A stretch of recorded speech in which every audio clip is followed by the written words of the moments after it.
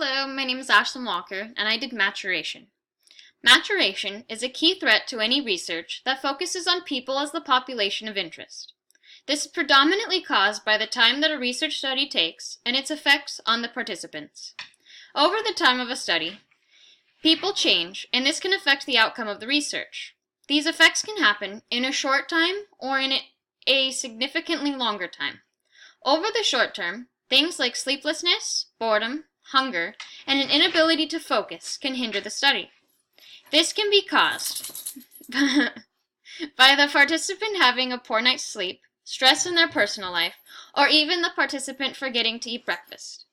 The shorter effects are usually the products of a change in the everyday life of the participant. Long-term changes, like becoming better educated, an increase in wealth, and getting older, can also impact a study. People suddenly making more money can influence their outlook and their mentality throughout the study. An increase in knowledge and education can change the outcome of the research, especially in studies involving young children who tend to learn at a faster rate. Finally, as people become older, their senses become dull and they are more susceptible to different ailments.